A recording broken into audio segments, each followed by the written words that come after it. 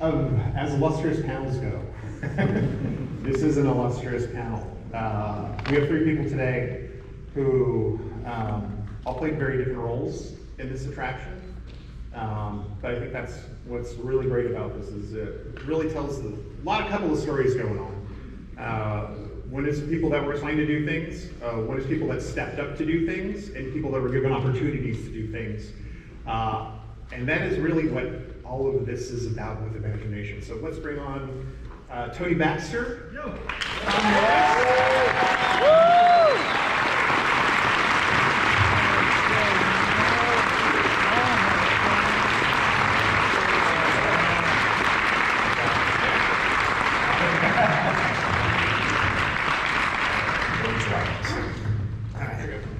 Okay, all right, switch! No. Yeah.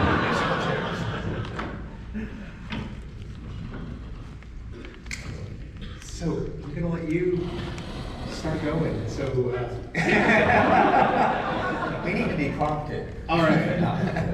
So you want the story? So let's go to the very beginning. Well, A very good place to start. You never start with nothing. You always have to have an idea.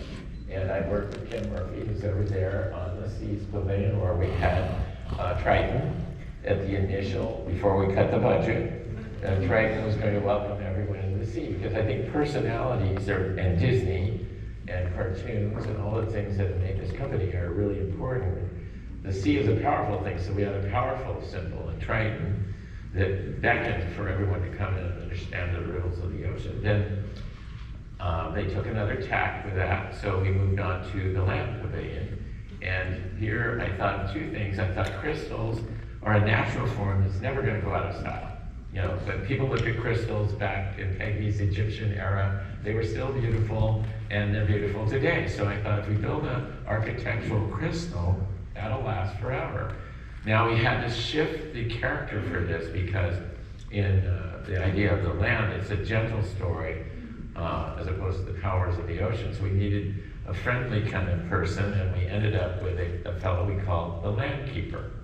And the Land Keeper was kind of a cheat because we had another character that we called, just tentatively so everyone could understand it, we called him Professor Marvel, because immediately you think of the Wizard of Oz, and that was the perfect character to describe it. Because when something's brand new and you're trying to get hundreds of people on board to understand it, you try to find a shorthand that everyone can buy into. So the sketch, I think you're looking at Dan Goudet, who did, no, it's the other one, that's Sam McKim.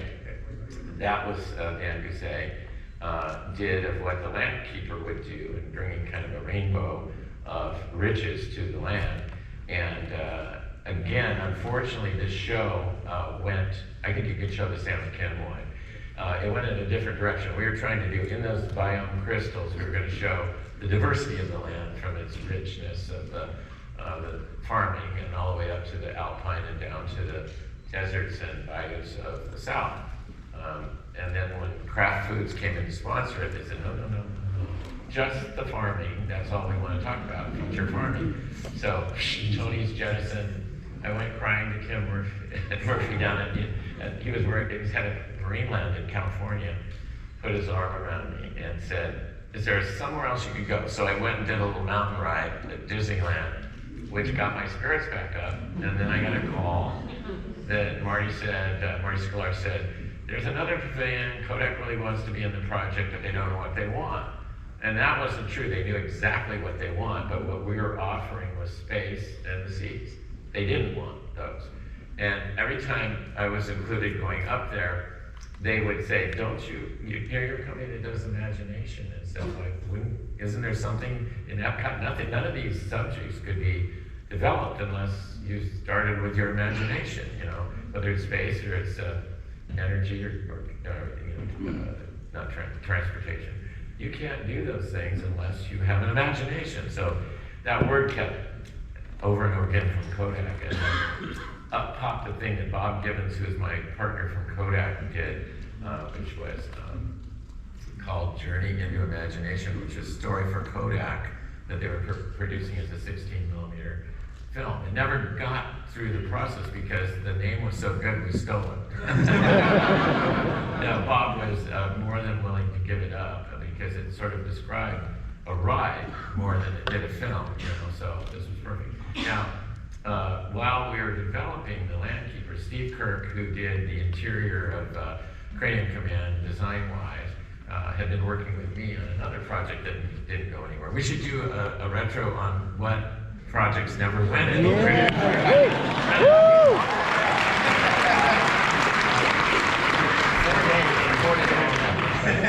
So this is called Discovery Day, and Come on, Discovery Day. You gotta clap for Discovery Day. And like all good Disney designs, you physically put them on the shelf, but you store them in your brain, like Dreamfinder taught us all to do, so you could recombine them with new ideas and get them recycled. So Professor Marvel that you saw there for Discovery Day was in this little show, which was, I think, it's a ride system we've never done. It's sort of a carousel theater, but with 12 little rooms instead of 4 scenes. So you go through 12 scenes and a load and load, and you'd see about a 20 to 30 second show, and then move on to the next thing. So this is one of those 12 shows, and you can see Professor Marvel and a little green assistant there. Well, Kodak was out one day, and they were going, it needs personality, you guys. And I said, well, they don't really have any characters in Epcot. And then they were pushing again, and I ran into Steve's office, and they grabbed that little statue that was there. They took a picture of it and then put it on the Kodakry, which was their in-house magazine. He goes, you know these 2 characters? Not now, but you will, because they're going to take you on a journey to it. Well, I got called into the office and they said, have you seen this? And one side of me was saying, oh no, that's terrible. And the other one was going, got it, So that was the beginning. And so then we tried to figure out, well, the journey into imagination, what is it? Because unlike space and energy and the land and the seas, which are physical, it was ethereal. And everybody does it different. But my belief was everybody does it. And there was even my mom said, you're not imaginative, if you're asking your mom, like, I don't know what to do today, well, use your imagination. You don't have any imagination. So a lot of people were told that. And I thought it was really important that from the get-go, it was everybody's imaginative, which it doesn't say anymore, but it says you're not imaginative. But that was our goal, and we did it. And I'll take you through the process of figuring out those 3 things. I think we have more about it later, but it took us 6 months to settle on those 3 things. So right here, you see the first idea of how could we explain who these very complicated characters are. And we settled on the carousel theater being the best way that a ride had ever succeeded in getting motion picture or theatrical show quality across in a ride. Because you're in motion, but you're hearing a story that's more than just passing by. And who are you working with at this time? My friend Tad Stone's right here, and Barry Braverman, and Tom was involved but more on the architectural and with Dan Guzet taking down sketches and figuring out you can't build a James Bond poster, which he did most of the Roger Moore Bond films. And so you get it, you go, wow.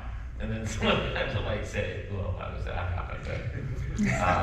But anyway, so these were concepts of the theater, and there was a lot of pushback on it being Victorian, so we made it medieval. They hated that even more. And, so then the question became, all right, Kodak was very, do we still have the Kodak mode? Oh, yeah. Okay, so about the colors and all that, so we'll go to that, so then we started with this, and this was, I think, Andy Gaskell, and a little snappy Figment, and a kind of a gruff Dreamfinder, which are not traditionally a Disney look, so we knew we had to go further with it, so we began the development of that. So how did they go about softening them up? Was there a specific artist that did that? Oh, there were several specific artists. X Intensio. Yeah, X it ended with X, but I think Blaine's group brought a tremendous dimensionality that it's hard to take a Mickey character and make it work 3-dimensionally, because the ears are like this, and then you go like that, and they don't work anymore because it's like eggs on its head. So you have to do these weird animation things where no matter how he looks, you see circles. So, Blaine brought the sense of it dimensionally, which is not 7 feet tall, by the way, but it's only.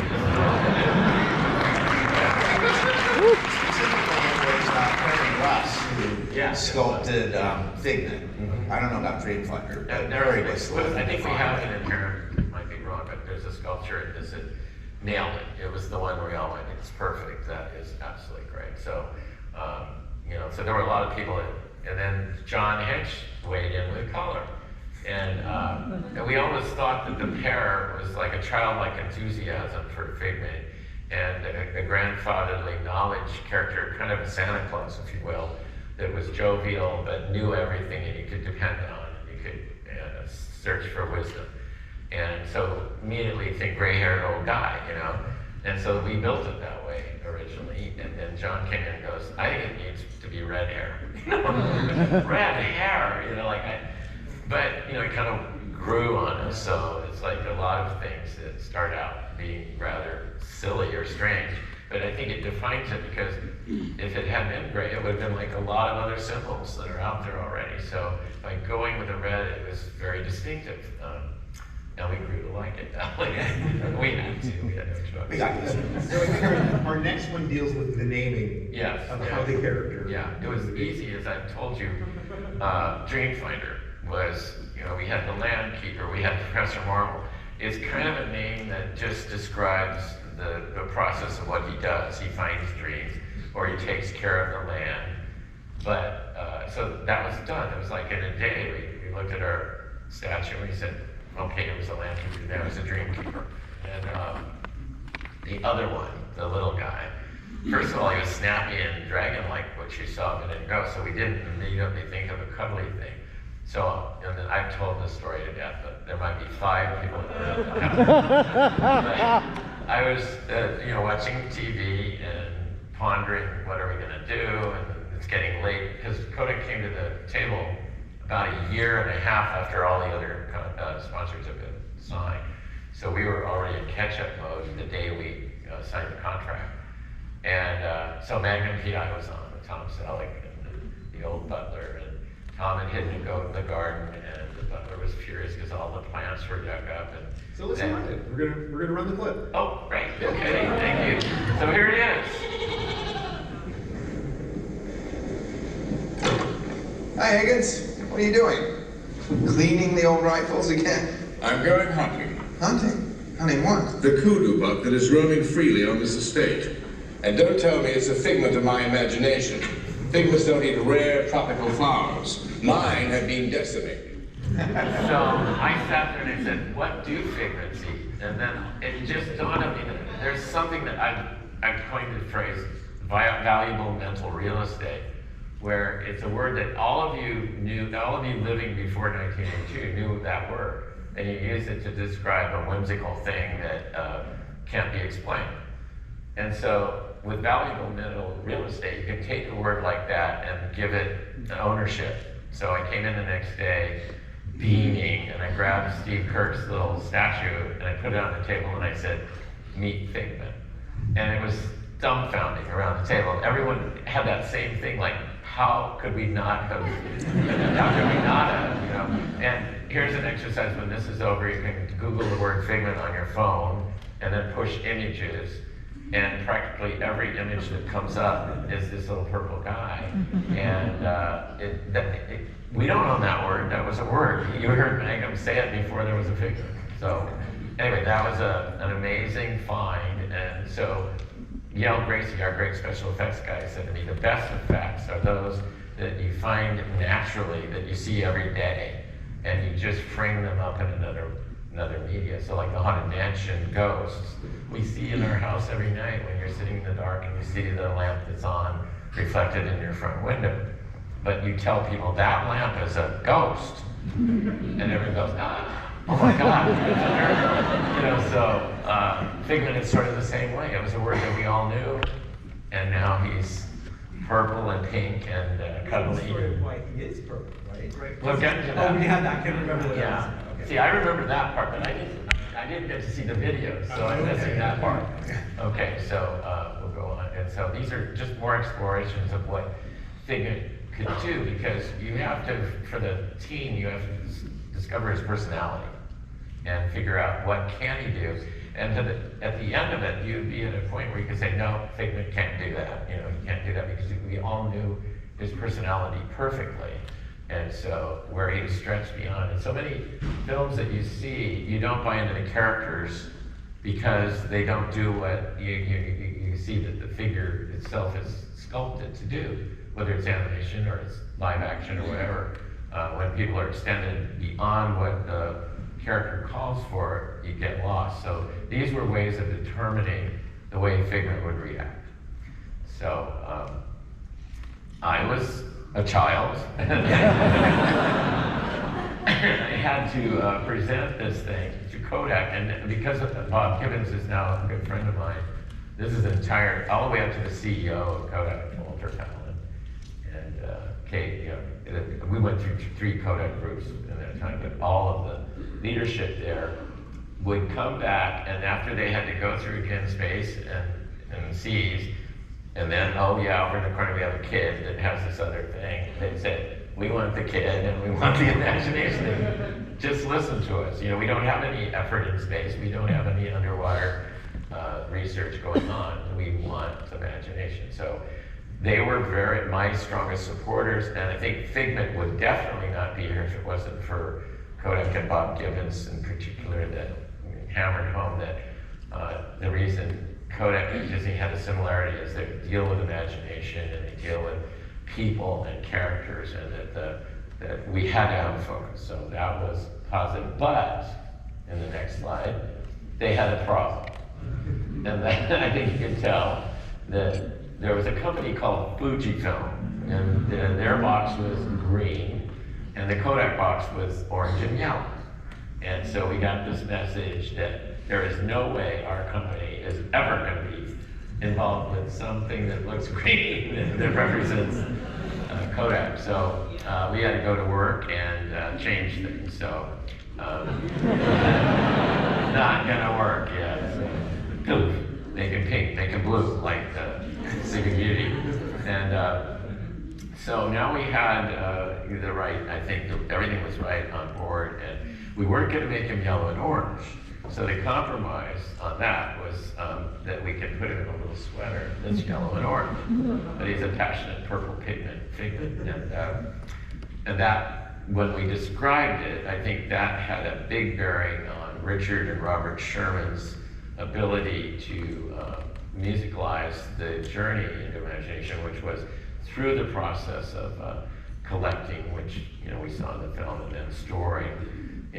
Right here in this room, you're storing what I'm saying and what everyone else said here, and then reassembling it all to do new things, which is what you just showed us you did, with all the input of hundreds of people that took those videos and all the effort you guys brought to it.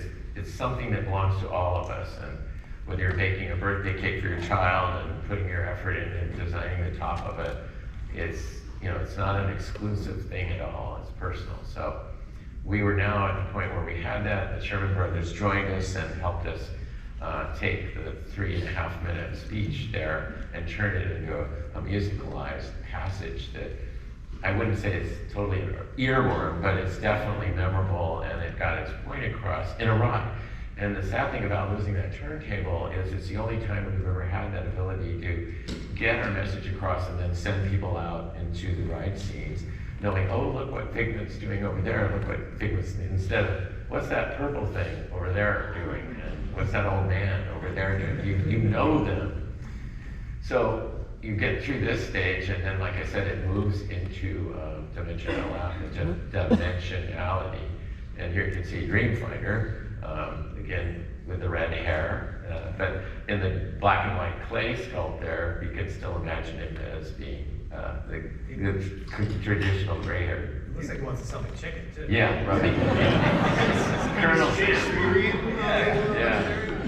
Yeah, so, they explore that. But this was the one that nailed it with the little pot there where he's opening the rainbow pot. That is a clay sculpt, and then the technician there is buttering the hot note, we called it, which was a rubber, gross stuff to work with. It sweats oil, after a time.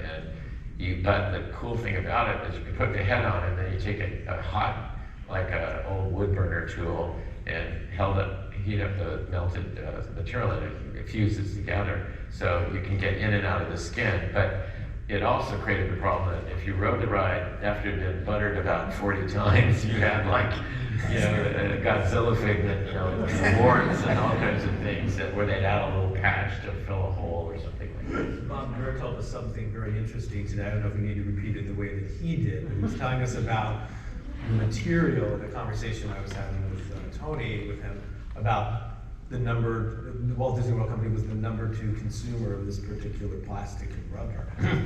The #1 industry is the adult industry. All right. Moving on. We're now back for part 2 of the story. So this is what we ended up with there in the final. This is the one for the final act. And I think he's still in the attraction now, misappropriated into a different scene. So the relationship, which is so critical in, you know, forming great comedy teams. So you think of Laurel and Hardy or Abbott and Costello or Dean Martin and Jerry Lewis. You have a straight man and a comedian, so they can play off of each other. So you can't just throw two comedians like Eric Idle and Figment together. There's two crazy people. There's nowhere to go.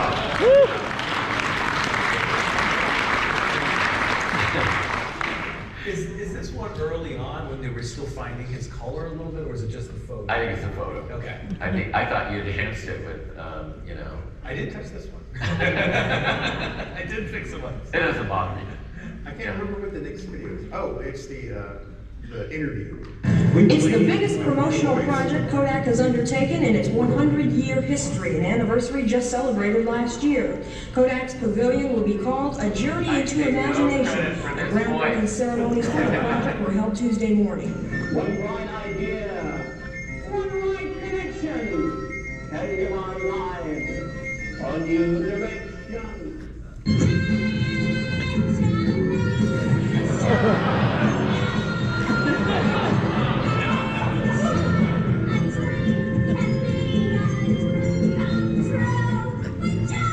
Dreamfinder and Figment are two of the latest Disney characters made specially for Kodak's Imagination Adventure. When completed, the adventure will be a 12-minute ride where one discovers the building blocks of the creation of new ideas.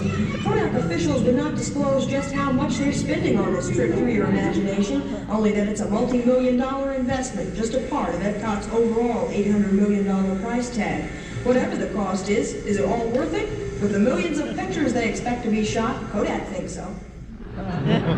Gee, and $800 million wouldn't even buy Galaxy's Edge.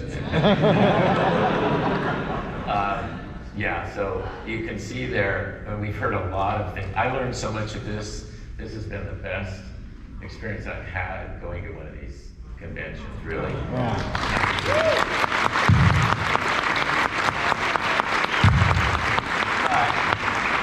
I want to pause on this voice. Had we gone to conclusion with that voice, that element, and that someone to correct that, it shows you how important every little piece of it is. Because you can do all of this building and constructing, and then have a grating sound like that. So we thought, what are we going to do? So we put an ad in our Imagineering Weekly magazine saying that anybody that comes up with the answer or can do it is going to the 33 Club for a dinner for four. You know, and nobody did it. We got nothing. That had worked in the past though, because I found out that the yelling of the Yeti, the abominable snowman, was an employee. Yes, it was. It was the guy that ran the blueprint room. Yeah. Can't think of his name right now. Dennis Meekum. Dennis Meekum, thank you. I was desperate. We'd had Connie Stevens in, and she had a cackly little laugh that I thought maybe that's it. And we got her in there, and it was so embarrassing to say to someone who he admired and had a great career and was probably struggling to stay employed, no. So I went to Randy Bright, and Randy was a genius who died way early in his potential career through an accident. And I said, Randy, I don't know what to do. I said, we've had men, we've had women, we have boys, girls, we've had everybody. It doesn't work. And he says, well, you know, Figment's only that tall. Don't you think the voice should feel like it emanates from a small person, somebody that's little? And ding, you know, the light bulb went on. And because he was the most known actor of his stature in Hollywood, Billy Barty came in immediately, went into the room, and we had the little model on the table, so we look at that rather than looking at the performer. His voice came on, and we just said, that's Figment. There was no question about it. It was absolute. So, and he was a nice person. And the one thing he said, we went to lunch after that, and I said, you nailed it. And he said, you know, people misthink that every single small person is an actor, because they, you know, you look at them, you say, oh, look at the little person over there. He said, they're not actors, they're little people. I'm an actor. He was. He was a fantastic. All the way to the 30s, you know, the roles he did. I don't want to get off color after your moment, but he did a movie called The Day of the Locust, and he has a very nasty line in there. And so we were showing the final tape of scene 3 where, you know, Figment pops up out of the back thing, and we put in the line from that movie, which was, open the door open, and I'm freezing my da-da-da. And Marty's face.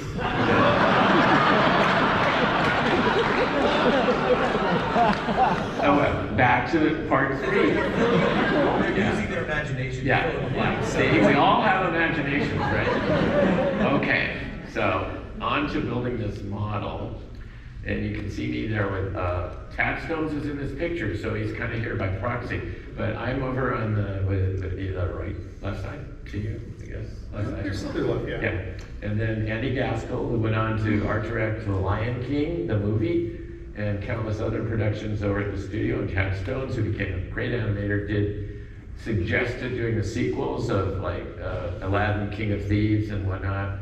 They went on to make quantums of money, and they said, thank you, Tad. You know, feel free to give us all your ideas from now on, and but go away, you know, which was so wrong. And then Jeff Burke, who did Kitchen Cabaret. And so those were some of the initial people working on laying this ride out. But I have to call out a couple of other people too. That John Stone, I think his name was mentioned by Trevor. He was a genius, and you know, could do anything in the world and would do it over and over and over again without any prompting. Like he'd say, well, I don't know if that's quite the right thing. Okay, I'll do it again, do it again. So having those kind of people to get through a tremendous amount in half the time that all the other pavilions did, and you couldn't afford to turn it on to Tom, who would make a working model, drawing, and everything of it until we worked on stuff. So to have someone like John Stone who could do 3 versions of the same model in a day was terrific. Okay, it's not going to be medieval. We'll do it over again. It'll be, you know, the way you see it now. So I'm sitting in the revolving theater, and I think I have a couple of my drawings down there on the floor, and we're all pondering how we can do this. And you can see the final sequence of the ride over just on the other side of my arm.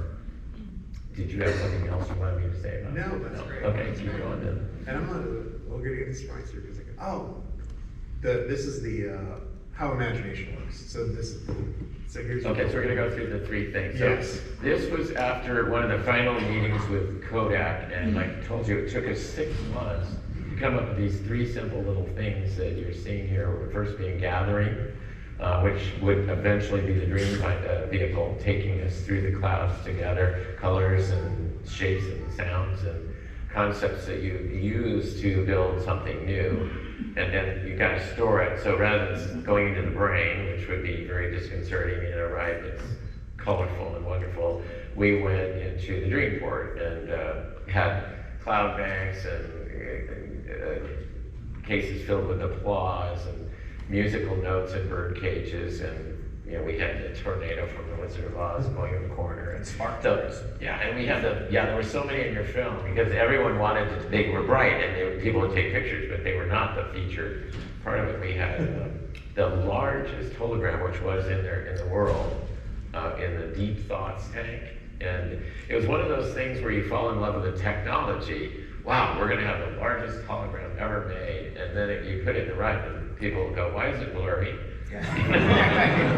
Because you could have done it with special effects and so anyway, then the final part was recombining all of these things. So what you see here in the 3 was something that we drilled into the Richard and Robert Sherman gather, store, recombine, and they spit out one little spark from that and captured it all so brilliantly. And it seems effortless, but I would say the biggest challenge on what are we going to say, because we can't say here's the land, here's the seas or whatever. We have to make up something. And so getting us into the realm of gathering and storing and recombining and doing it musically so it's an earworm was the breakthrough. And when they came in with that, and we had a previous demo track that Bob Lean, who did most of the Epcot music, and it was good. It was, let's all take a journey into imagination. But it didn't tell us anything about how do we, the process and all that. So this sort of cemented it. And again, it looks like just a scrap of mimeograph paper with notes on it, but there it is. So now, we're getting close to Tom. Yeah. This is, this would be to Steve Kirk, who again, Cranium Command, Knott's Berry Tales, with Rolling. And most important of all, the key lead on Disney Sea in Tokyo. Probably one of the best parks we've ever done. So, you know, again, you start out with a whimsical, you know, I say, okay, do a whimsical flying vehicle thing. And so he's modest. And everyone goes, oh yeah, that's really neat. And then it expands up and, well, what would he be sucking into that thing? And you know, you start to think of what would be all the raw tools that we use in our mind. And we have 26 letters stored there that we can build anything that a supercomputer can do out of those brain cells we have. So it began to develop a reality to an unreality. And I think here you can see the crystallization of the final thing, which Tom did from all of that. And I'll let him talk maybe here. Is that good? Well, yeah. That's someone who looks like me, but with a lot of hair. And that thing landed on my desk one day. Here's this flying machine that Steve Kirk has come up with. He built the model.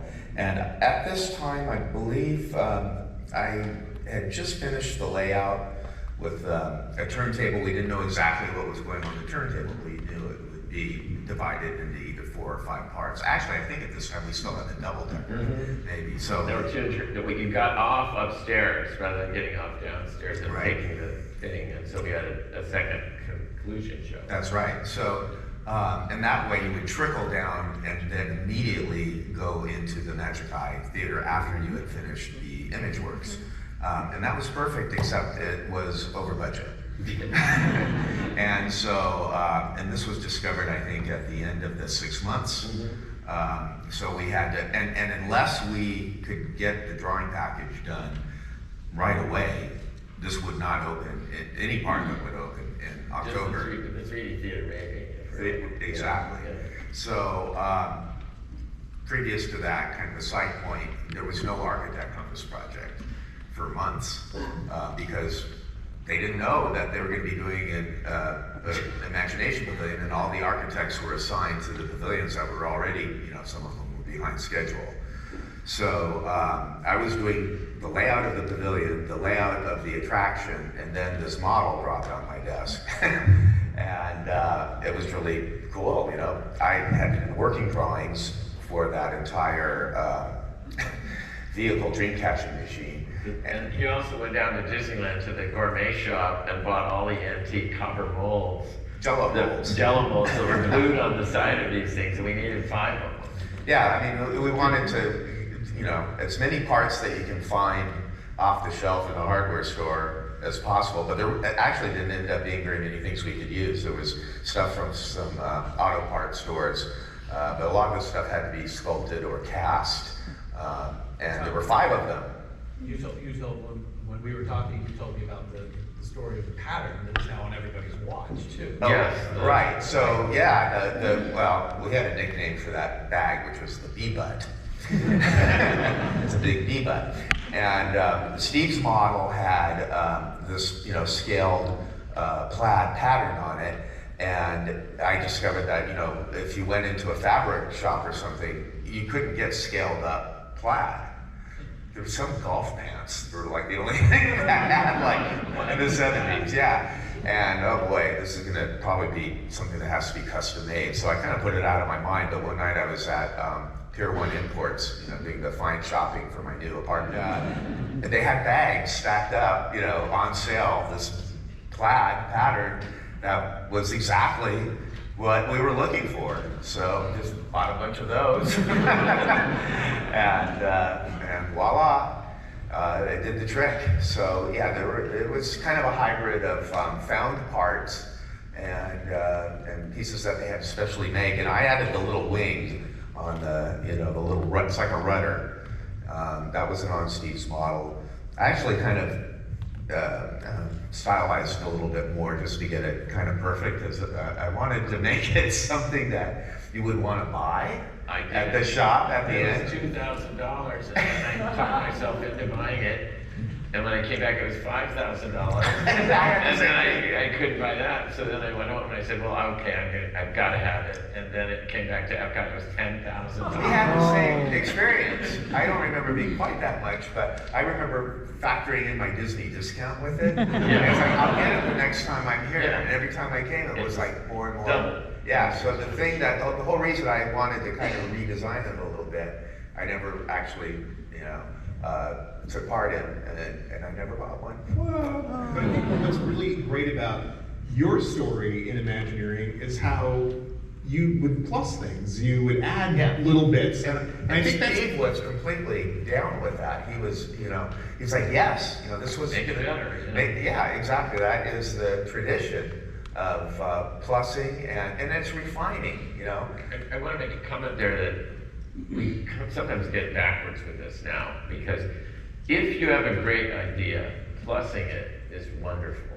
If you start by saying it's not that good, but if we throw a lot of stuff on it, it'll look okay, that's where you get into trouble. And so many projects I see now, you've got a lot of giga out there, but there's not a solid thing underneath it. So you were well within your range going on something that was so beautifully conceived already, and adding and making. And the other thing you don't want to do is just change for change's sake either.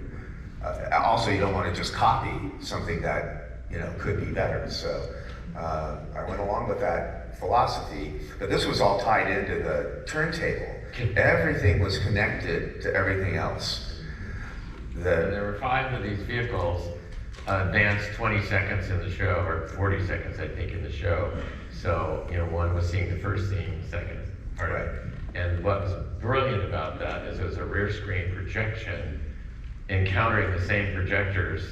All 5 theaters and all 5 green vehicles were getting the same projectors. They just moved into the image. So those images that you saw floating through the room were not floating through the room. The room was floating through the images. And it was just amazing to be underneath there and watch the whole. And it took a lot of analysis to figure out that there were sightline issues for one thing. There were capacity issues, speed issues. Everything was absolutely tied together. You couldn't make one change without it impacting another. So, for example, the reason why the vehicles are 7 passengers and teardrop shape has to do with the rotation, the speed, how close you can crunch them together, because there were sightline issues. So if they were spread any further apart, you'd be able to see, behind the screen, behind the scenes, you'd be able to see the machine that's pushing out the puff balls. So it was kind of, it was just like a Swiss clock, I guess. And then we actually made a rotating exposure sheet, if you know what an exposure sheet from animation is, where we clicked off 1 second around this big rotating disc, and that was to develop the dialogue from, so that we would know how much time you had to make a point, how much time and where to locate special effects, and all of that. And so what was great about that chart was down underneath the turntable, we made a full-size chart like that. So there were like minute hands all around the 200 feet diameter, and pre-computer. So we didn't have to go to the computer guys. we could go down there, turn the machine off, go down there and slide a little bracket thing 2 seconds, then go up and write it again and see if it was in sync and it was in the right place. So we all had that capability, whereas now you have to call in an engineer who comes out and burns some new prompts and all this stuff that, you know. All the while not knowing that we were making Bob Holland's life and other Yeah. people's life a living nightmare. So in that process, did you have to get you had to get the turntable right first? That almost set the speed of the ride. Yeah. Really, and the capacity and the way that the vehicles went. The length of the music. Right. Because as the tail out on one of the Spark ends, it's also the beginning for the one that's replacing you coming in. So that was a circle. It all had to be, you couldn't get out of sync. You couldn't have the speed of the turntable be one fragment off from the speed of the music. So it was, for 1982, it was an extraordinary engineering accomplishment. And you know, people would ride it and they didn't know what was going on. Are we moving, or is it moving, or how's this happening? But what they were experiencing there was, I think, probably one of the miracles of pre-computer design and technology. We better get, if that clock is right. Okay. So now we're in the Dreamport. Yeah, we just planned it with all the stuff we collected, and we're storing it in the Dreamport, which is a metaphor for whether it's your notebook or your VCR or your phone or your head. A place where all of these things exist forever. And we all have more earworms in there that you can play back anytime you want, better than any collective music thing, iTunes or whatever.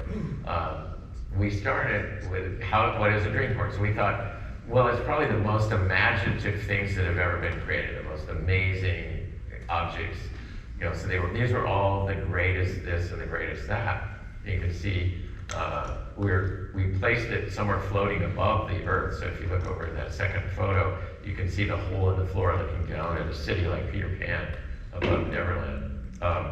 And then you force yourself, if you're diligent, to look at it and say, what does that mean to anybody? It means that everyone's ruled out again, unless you're Michelangelo or Eiffel, you know, or these great people that created these things.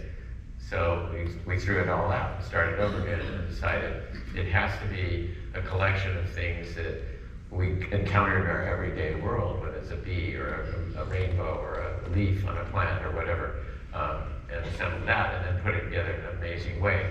And that's where John Stone could take these abstract ideas, and I would just do a little pen and ink sketch. I got it. You don't need to do anymore. I got it. And you'd come back an hour later, and it would all be rough, but there. And so it wasn't any skin off his, you know, anger or anything if he had to throw it out and start again. It was just an hour's work. But the basic, like I said, the idea was there, so it was good. And then you could embellish it and go on and add the detail to it. So this became I think the most where John Stone really excelled, because the Dreamport was everything. It wasn't one thing. It wasn't like art or literature. It was everything that had been collected. So then we move on to art, and I think Let me do one more thing, because Yeah. the odor, the scent, is Oh, yeah. like one of the most distinct They've already things had in there. that spiel today with the oranges, which are far more pleasant than our red roses, which polluted the entire building. I mean, like, when you got out of your car, we would park right behind there, and you'd open the car door, and yes, it was humid, but it was also roses. If the door was even a crack open in the back, the whole back of between what is it, Canada? Yeah. And imagination. It's just, Yeah. But people love that smell, it turns out. Tony and I were not appreciative Well, if of you lived it. in it 24 hours a day. Well, also, I mean, my thing was that I had a grandma who over-perfumed. You'd get stuck in the car. And then there was someone at work who also over-perfumed. And a wonderful person, very wonderful person. But you'd leave and you would be smelling like roses for the rest of the day. And so we kept trying to get that aroma switched out. The first time it was introduced, it's like, okay, but no, it should be something more like honeysuckle. You know, unusual, yeah, it's sweet but unusual. And so that was one of the first change orders, was, you know, change that out. Well, that should be no problem. You know, it's just these little beads and we swap them out. And asked 3 months later, you know, a month later, we're open now.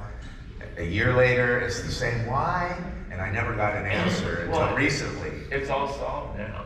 Yes. No, it's gone. Yeah, right, yeah. Much better, much better. It turns out the reason they never swapped it out was because the person who ordered it in the first place ordered like 10 years worth of it. Now I've got another smell to go back and get. Yeah, right. Let's see if I can track it. Right. I don't want a skunk packet. No, I'll get you. And I was told that it was actually, it wasn't rose, it was camellia or something else, but to me it smelled like roses. Okay, so we're now moving into the construction area where we recombine and create new things. So to lead off the art area, and let's go on to the next one here with Dreamfinder, which was the most cliche thing that everyone thinks about imaginative people and whatnot. They're artists. So you got to start with art, but you got to see a piece of art that you've never seen before. And again, this is before projection mapping and all the things that are tools we use in theater today, everywhere. And we met a woman who was a phenomenal artist with a product she coined the name Collage. And it used what we call it, polarization on materials. And by spinning a wheel behind that wall, it would transform it. So you'd see a swan appear, that would disappear, and a fish would come out as Dreamfinder hit it with that optic fiber brush. It was cellophane, right? Yeah, and it was kind of delicate. And of course, the guys came in and washed it with the Ajax cleaner one night, and it bled into the panels of cellophane. So they had to restore it, but it was a beautiful entry. And then she had an abstraction in her art that was very similar to Walt Paraguay. And so we showed Walt what she was doing, and then Walt immediately conjured up this thing, which, again, I'm going to give emphasis here to John Stone, who took Walt's abstractions into reality. And then there's another step in this, who it was done by this experience I had with Bruce Gordon, who became one of my best partners at Imagineering, and would go beyond the limit to do something, whereas he would never file a change order. He would just say, I think I could take 2 carpenters in there tonight, we'll just get it done, you know? And so that was, we did Splash Mountain, we did New Fantasyland with Tom, and it was just a wonderful relationship. So again, John would whip these things out, and then Walt would come and I would look at it, and then we went on it. It came out beautiful. It was something that, it's interesting again, because Walt could do this, John could interpret it. I wouldn't have had a clue how to abstract art in this way. I loved Austine's work, and we worked with her, but this was, this is really, no, they weren't smoking anything. In fact, that's Bruce Gordon in the middle of that shop, right there working on. And it was called Lexan. I think Trevor was using the term about plastic, but it was called Lexan. And we put I think you probably had it in Anatomically and Chew in the land, there was a de-static system that was in there that would keep it from getting lint that would adhere from the static. Yeah, when they sandblasted that, they discovered it would start arcing like a Tesla coil or Is that Jim? Jim, is that you in the middle? No. It's not you. Okay, it's hard to see from here. No, that's Bruce Gordon. Okay. The brown, not in the flat, but in the brown with the glasses. Okay. Yeah. And okay, so. Oh, good. Okay, we got. Oh, great. Oh, okay. Now, see, I learned something about my show today. So the next one I love, because again, this was probably done by Andy Gaskell in about 1980. And if you look down at the bottom center, you will see Spider-Man.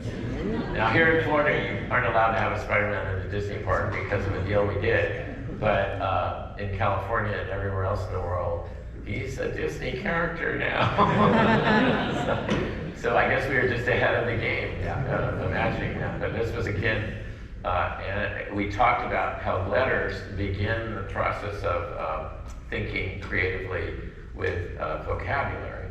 And you start with the 26 letters, and they can be combined into a million different things that create images in our brain. And so that became the premise. So we see the letters being exploded out of a IBM Selectric volcano,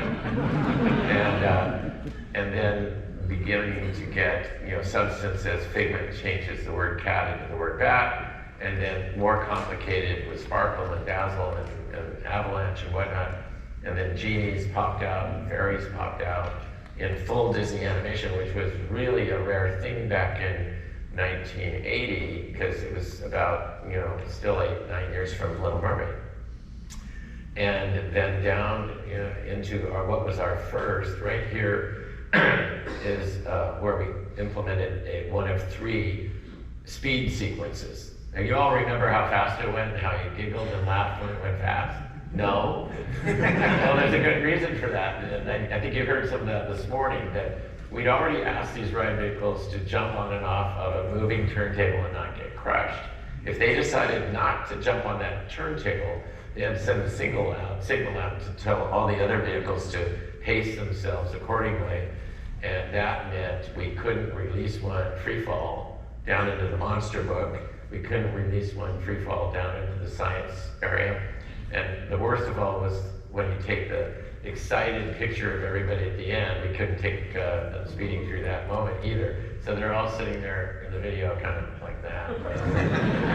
Exactly. So this was the first one. And now we're connecting them all together into the mystery story, which was, again, selecting the cliche of one element of all the things you could do with letters and phrases and sentences, which was to create a mystery story. Because it's everyone can think of Dark and Stormy Night and all that. So then we flipped the motion right into, you know, theater. And we had Figment assembling the props and costumes and all that. And we went to Michael Cedino, who was a young animator at the studio, who was eager to invent something and loved the idea of coming out of animation, coming over there. And he was going to take us into the first fully animated laser, you know, images. And we were running late in Epcot. The budget for the whole project was escalating. And we would have had to develop a whole new system for storing the amount of computations to maneuver the laser with complicated Disney animation. So at the last minute, they pulled the plug from his project, and he ended up with the geometrics of nodes and little cubicle things and stuff like that Dreamfinder was orchestrating, and it passed. I mean, it was something nobody had ever seen, laser beams that had any physical shape to them. So we did get to that point, and we'll come back and do it later. Never happens. Don't ever let anyone tell you we're gonna pick it up on the first rehab, because it never does. And they were supposed to be dancers, right? That Yes, was the image that sold Kodak was one of a ballerina dancing in a water droplet at sunset. And the idea, Kodak film has allowed us to not just see the ballerina, which we can see with our eyes, but a crowning water droplet happens in a microsecond. And we could slow it down with film to make it happen at the same speed as she does the pirouette. And we could speed the sunset up so that it went whoosh, at the same moment. And so we took that image up there, and they said, sold, they're gonna do it. So the next one is, how do we get out of that exuberant thing? And every meeting we had, John Simons was one of the Kodak engineers, and they had Photoshop, they had all this stuff, all in copyright, or what do you call them, patents for everything digital, but they were afraid of it, so they never moved into digital, and it cost them their company.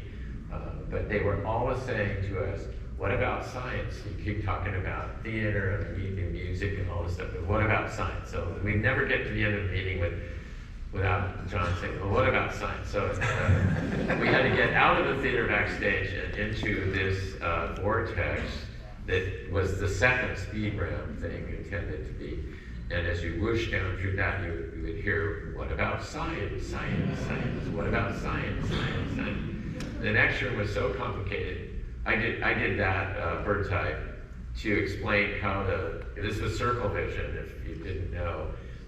Shooting from in the center below the Dreamfinder with a crank, the projectors were all down there. hitting mirrors, and then they had to cross over just out of the reach envelope of the guests and get through that portal, which was cut to match how the anamorphic distortion would put it out on the screen beyond that. So we had to rebuild and build the model over and over again to get all that to work right. And again, this was the realization of what we showed Kodak, that Kodak film could wind a dial and allow you to see things that move too fast or too slow, and it can zoom us out to outer space or down to micro imagery, and we can now see things to imagine from that our eyes alone can't see. So it was a perfect finale blend for ending the show on the Kodak note. And then we passed. Kodak had to be thrilled to see Oh, that film, yeah, right? they Actual were. film. And then so we had to pass by an awful piece of track that was where we take the vehicles on and off. And you just saw it briefly in the film with dreams and whatnot. And it was really hard to keep that up because if they'd wash it, it would smear and take the paint off of the glow-in-the-dark paint. And we kept hoping you'd look at the word dreams and not at this track over here that had a black curtain over it. And then you had Figment and Dreamfinder saying there's no limit to what you can do with your imagination. And then the third drop was down through the, here we go with a shameless plug, the rolls and rolls of Kodak film, you know, moving down into the finale. And, I think, is that the last slide? I think that's the last slide. Okay, so in that last scene, it was another circle vision, and we totally ran out of money. And so I thought, what if we print this on 16 millimeter film with an anamorphic lens on it, and we can get 2 images out of 1 projector. And then we had no budget to do the animation figments at the end, so we called on Bob Barker, Marionettes in downtown, and they're still in business down there. Bob has passed away, but they still do puppet shows. And Bob came in and put the hot melt figment on his arm, and they weigh like 50 pounds or something, and tried to hold it up, and was down below the set. And I remember I told the director, "Can't you get a television so we can see what the thing was? Are you the director on this?" And they said, "Well, I guess I should be." You know?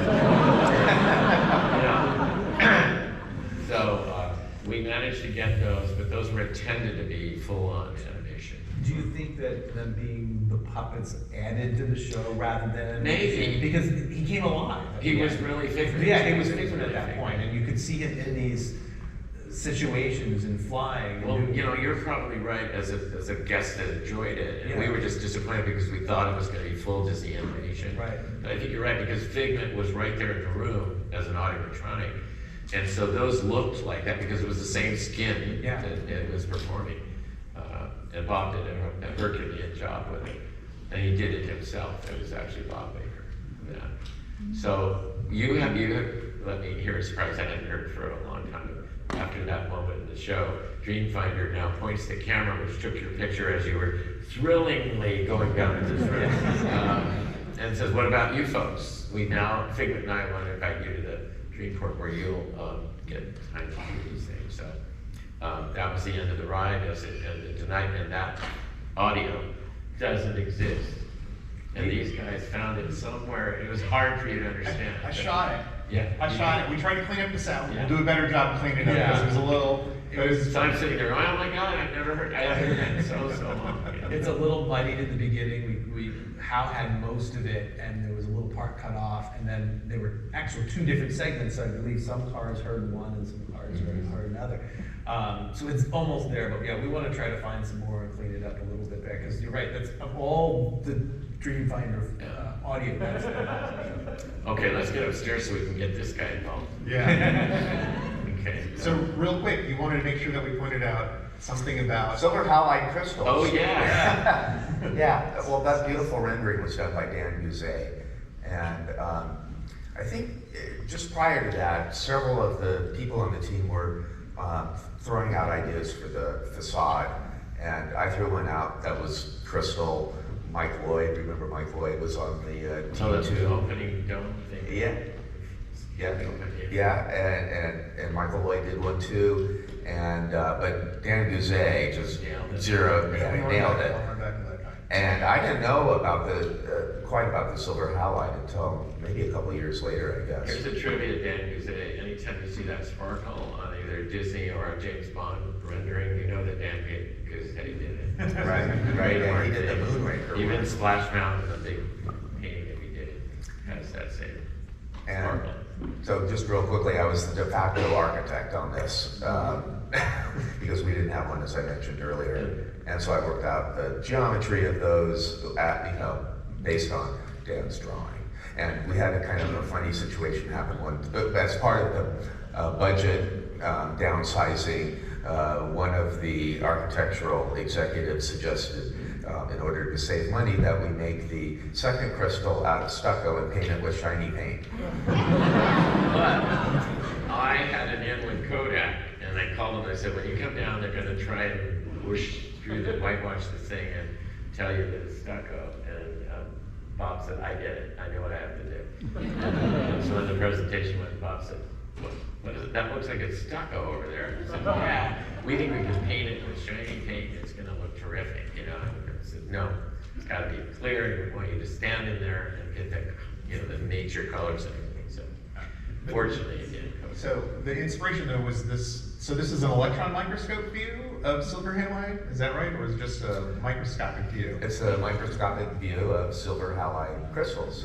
And you can see that they are triangular, hexagonal, but most interestingly, some of the triangle ones are truncated or beveled, Right. if you will. And I never looked up silver halide crystals until very recently, so I always took it on everyone's word that it was silver halide. One day I thought, well, let's just see about that.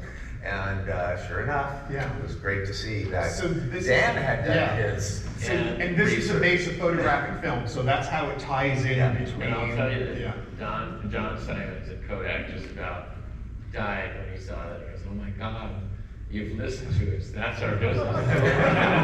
Photography. So we, Do you want to run through some of the construction photos?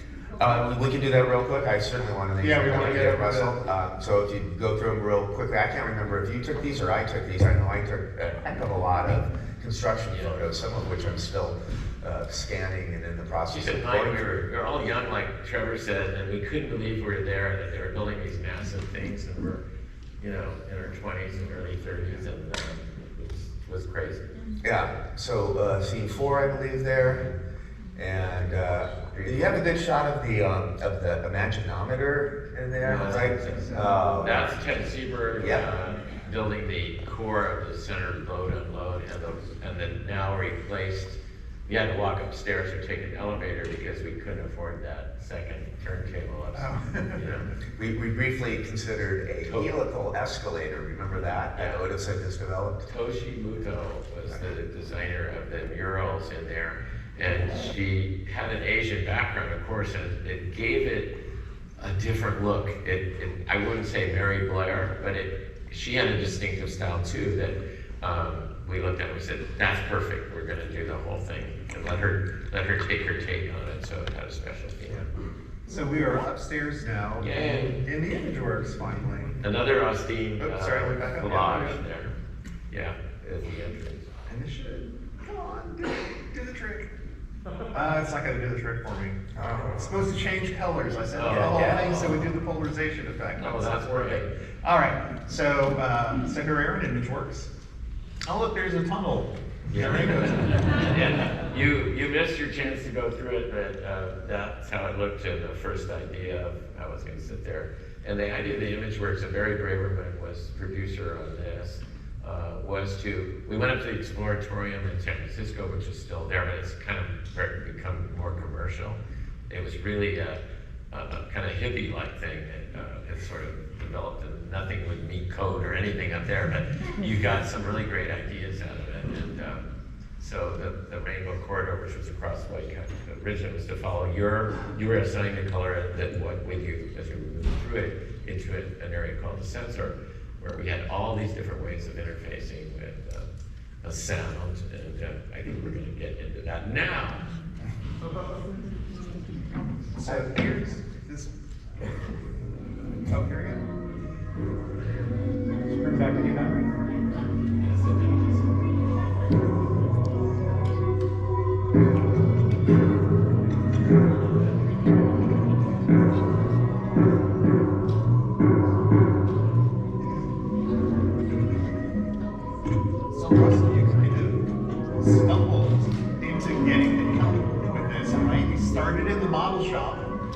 but you were a curious person. Yes, so I was 18 at the time that all this was happening, and I was in a basically kind of a paid summer internship situation that I had badgered my way into, and I was fortunate enough to get to do a little of, or at least work a little bit on each of the certainly things that were attractions that had animatronics or major special effects in Future World and American Adventure and whatnot. Totally behind the scenes support work, doing quick either mechanical drawings or sketches or what have you. Got involved in a couple of all hands on deck in the model shop moments, which was fun, and Harriet Burns was amazing. Yeah, I was pitching myself because these were my heroes. And, but you know, we've heard several times, I think, yesterday and today about people who, as part of this project, had it changed their lives, and it certainly changed mine, because I was kind of being encouraged toward art by my parents, and but I had this out of control hobby of music and sound. And one day, as I was doing my intern stuff, and I found myself waiting for the shuttle between all the buildings we had spread out to on the loading dock of electrical engineering. A young electronics engineer named Greg Gadorian, who I will forever be indebted to. He was just standing out there, and I wasn't really listening, but the word synthesizer came out of his mouth, and I went, and what he was expressing was that, I mean, he could take apart a synthesizer and put it back together blindfolded, but what he didn't really know what to do with is what to do with one. There's a whole, you know, art/science of how you manipulate these things to create whatever sounds you can dream up. So I heard him expressing this, and I'm thinking, okay, when I was young, I went to the Walt Disney Story, and that speech of Walt said, just try out for the band. It doesn't matter whether you're fully qualified or not, go take a chance, march in the parade. So I normally was shy, but I ambled over to him, and I just said, I couldn't help over here, you're talking about synthesizers. And it turns out what they were trying to do was come up with a way to make stepping tones work. I didn't know anything about ImageWorks. I didn't know it was there or what stepping tones was, but he described that there would be these sensors in the floor, and they wanted it to play these sounds, and that people moving through the room would create this soundscape. And they were investigating these. They were actual synthesizers that would be in a rack behind the scenes somewhere. In theory, synthesizing sounds live based on the signals from the floor mats. And anyway, he said, can you help us figure out whether this will work? And we had some back and forth, and I felt what they had there was going to be too unstable and not repeatable. And one thing led to another, Imagineering, WED was a pioneer in digital audio recording, or at least the use of it, for Epcot Center specifically. And so ideas started kind of falling into place. Well, we don't want to have any moving parts, we don't want to have tape, but could small amounts of digital sound be stored on chips? Well, no one knew, EEPROMs were still kind of erasable chips or things you could do. That all seemed very space age, and it was at the time. But one way or another, that led to this idea that, okay, well, Disney was just starting to, I think, first time in its history, I'm sure that Alicorns will correct me if I'm wrong, were commissioning the construction of specialized hardware that was really designed, like amplifiers, things like that, that would be, we could buy a couple thousand of, and there would be replacement parts, and you could pull them out when one was broken and fix it, jam one back in there, things like that. And it happened that digital audio stored on chips had found its moment. So I basically just kind of gave them a nudge in that direction. And that led to me meeting Gary Braverman, and just over time, I kind of never left for the better part of 20 years, and that was my pivot into doing music and sound full time as my career. But then back to Stepping Tones. So I mean, that's why it was important to me. But then it's also important that Stepping Tones, you know, we went through ideas of, I had done an oral mock-up of what it might sound like if it sounded like a musical score was being created by the guests. And we decided ultimately, again, through iteration, that it would make more sense if people really knew what they were doing. Like, if you just played a flute line that was buried into the, kind of slipped into the context of a piece, someone who's just not, musically inclined or whatever might not get it. So we thought, let's be more direct. And a gentleman named Denny Yeager was called in, who was working with an instrument called the synclavier, which wound up being a big part of the Michael Jackson sound down the road and things like that. And anyone in there with a sad face, I know it sounds kind of corny, but it's just Adults and children too. the second you got off this ride with all the messages these gentlemen have just described, you got an immediate sense, because you pretty much, I think, had to go through Stepping Tones to get to the rest of it.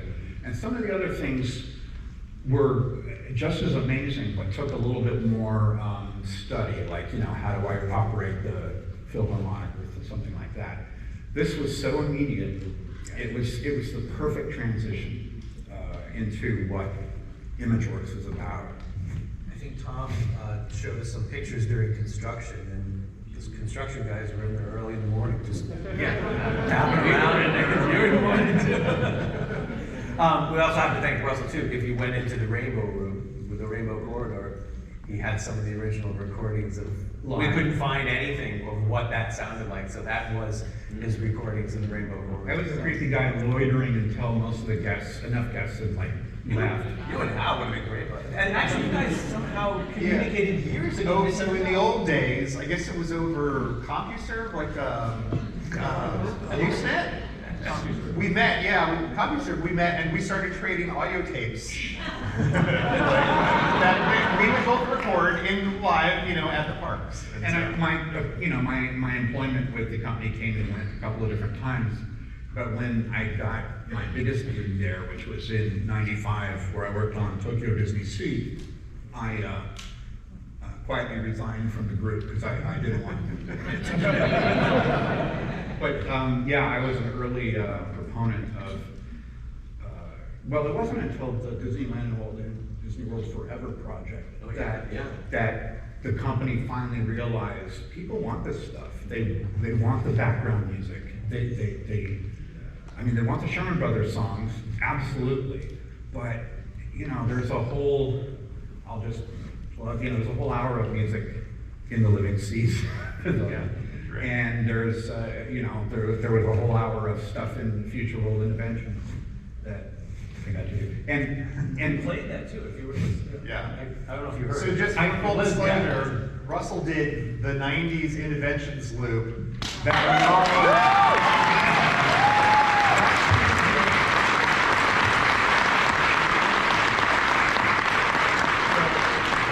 I really appreciate that.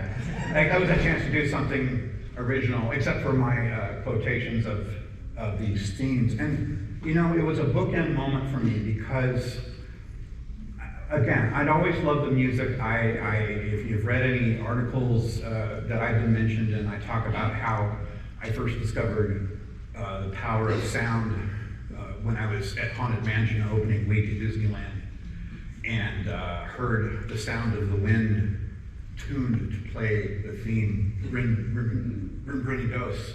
And I stopped suddenly in the hallway, and everyone's piling up behind me like a train car. And my parents are like, "Are you okay?" And I'm like, "Listen to the wind." And they're like, "You're 6. What are you talking about?" But that changed my life. And then like 10 years later, I met Tony Baxter because of just a quirk of luck of knowing someone who happened to know him, and I got a tour of the place. This was while he was in the installation phase of his little runaway train ride, and then so Epcot it's just so important to so many people in this room, and every time someone teared up, I was right there with you. And Tomorrow's Child really let the floodgates go, because there's something about music, and I will say John Hench said one of my favorite quotes, which is, "You can't whistle the architecture." I'll save the rest for another time. I want to make sure we cover everything, but it's just, that was so important, and I can't believe I'm up here with these guys. 40 years.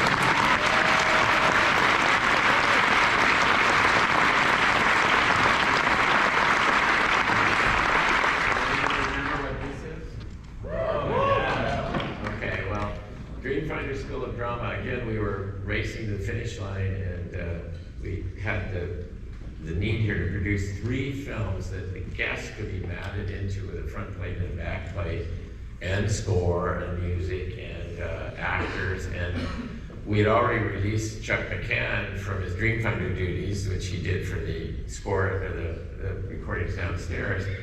So we got to grab someone, right there. And now we looked at this guy in the model shop called Joe Rohde. And I mentioned Pete Stugard, who's in the jeans, turned towards Joe Rohde behind the bar. This is a scene on the set. We brought all of those extras are Disneyland employees and Disneyland costuming, and we filmed 3 films. One was a Western, one was a outer space epic, and the third was a fairy tale.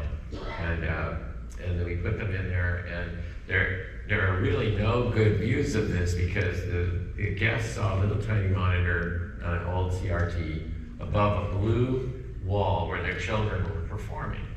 And like many of the exhibits here, it was obviously done with video, which was a cuss word for the Kodak company. Because I said, we can put some RCA jacks, another name that they were on there, and you could get, a digital thing into your camera, because camcorders then were this thing that had all these inputs and then a cord that went over your shoulder to a giant camera. But there were people that were using, me, myself included, and so we said, we can offer that. Kodak will never, ever produce a digital image, and they practically didn't, They stuck to their word. But anyway, so this is that set. We might have a few. Yeah. You may have seen this out when it was up. Yeah. So here's a couple clips. Oh, how nice of you to drop by. You're just in time to star in my new story. Rather strange traveler's pin.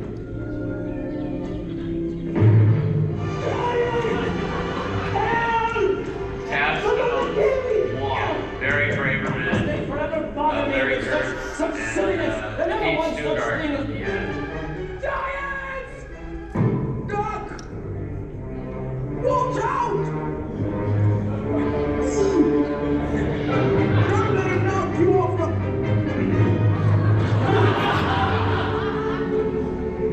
the wizard's magic bubbles. We've got to try to stick together. Let's try jumping in time. 1, 2, 3. Come on! It's like you're jumping. You don't have to leave the ground. Just pretend you're floating. Far. Let's see if this jet powder really works. Now stamp your feet to ignite it. Now!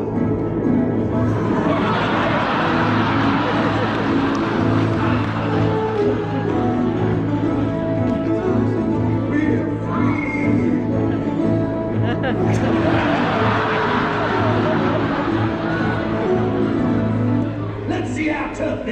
really are.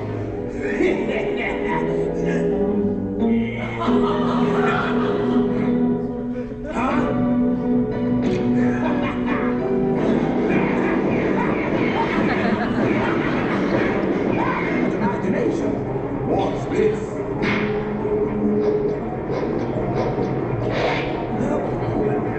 Whoa!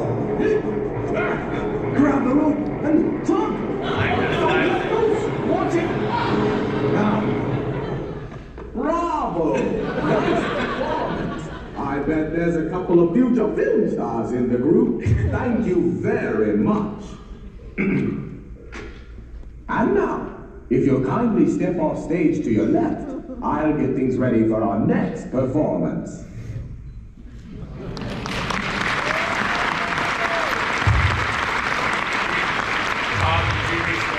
I did. I restored those and AI'd them, and then we have the 3 full that we played this in Florida. But we'll have to do a movie night with you, and we'll show you the full plays. Some terrible, it was called Umatic, it was like a 3/4 inch giant thing, and it had all distorted and everything, and you pulled it back from the grave. So that was the best it's been seen, and probably will ever be seen. So, you want to wrap up? Yeah, so we're here out front. When we opened, the ride didn't make it for opening day, the 3D movie done by Murray Lerner, who did a film called Sea Dreams out at Marineland here in St. Augustine. We had gone up there with Randy Bright and determined this would be a really unique thing, and that was 16 millimeter. And Randy said, we're gonna do it not in 35 millimeter, but in 70 millimeter, twin 70 millimeter. Everything was great. Opening day was going to be our only show, and I think we had the ImageWorks. Yeah. And then I'll get into the fountains a bit. But so I go in there. We looked at it that night before, and it was stunning. So I go in the morning just to make sure, and it's on the loop, so it's running already. Put it on the glasses, and it was double images. And I go, what is different? That night before, the carpenters came in and put the glass in the window between the projector. So I grabbed, there was a carpenter out and working outside. This is early in the morning, October 1, and he had a hammer. And I said, can I borrow your camera? And I went in there and I busted. And in came all the security guards and thought I was trying to sabotage the opening day. And I felt guilty because I was breaking this expensive glass and all that. But I finally straightened it out. We got that open, and then you came out of the 3D movie and went through the fountains, which Mark Fuller's group had come up with the leapfrog fountain. And it was interesting because both Reader's Digest and Time Magazine said the runaway hit of Epcot on opening day was the movie and those dancing fountains. So, we were so disappointed that we didn't have a ride, but incredible response from that movie. It was a stunning film. And it kind of opened up what is now the normal release pattern for movies to this day. They come out in 3D IMAX and then filter on down through the rest of the thing. So this was where it happened. So.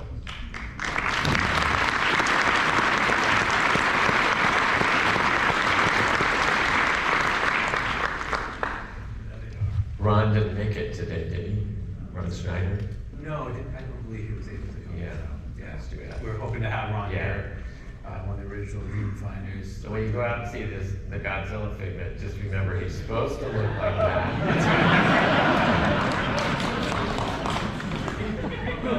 Well, Tom, Russell, Tony, we super appreciate you coming. I know there are a lot more stories we have to explore with all of you. We got to dive into an episode with you on music, and Tom, you've got stories, and Tony, we can talk with imagination and everything else. We should also mention Skip Lang, who's one of the key people involved, particularly with art directing the attraction in the field. And he was really the guy that I think Barry handed the ImageWorks activities to. Spent a lot of time, believe it or not, the ImageWorks stuff was built in Virginia, in Alexandria, by a company that specialized in exhibitry and industrial interactive games like that. And Skip really pulled that all together and is responsible for things like the Rainbow Core many hours a night massaging his head underneath the pin screens. So we'll have to come back for the next one. We'll do an entire panel on ImageWorks too, in deep detail. There's a lot to talk about there. So, well, gentlemen, I really appreciate your time. We'll be back in just a quick second to wrap things up, and we'll go from there. So, thank you very much.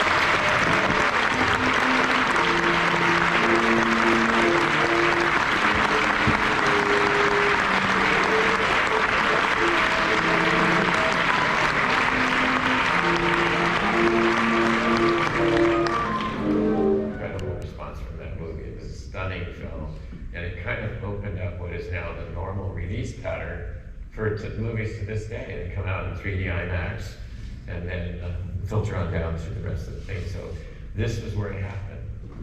So.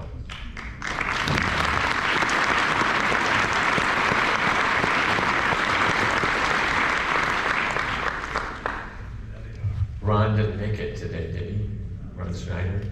No, I don't believe he was able to come. Yeah. So, Let's do that. we're hoping to have Ron Yeah. here, one of the original Viewfinders. So when you go out and see this, the Godzilla figment, just remember he's supposed to look like that.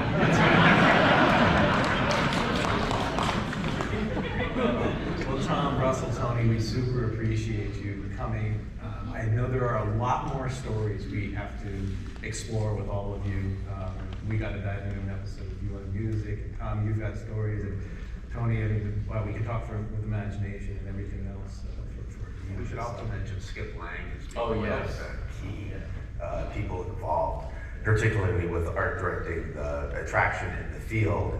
And he was really the guy that I think Barry handed the ImageWorks activities to. Spent a lot of time, believe it or not, the ImageWorks stuff was built in Virginia, in Alexandria, by a company that specialized in exhibitry and industrial interactive games like that.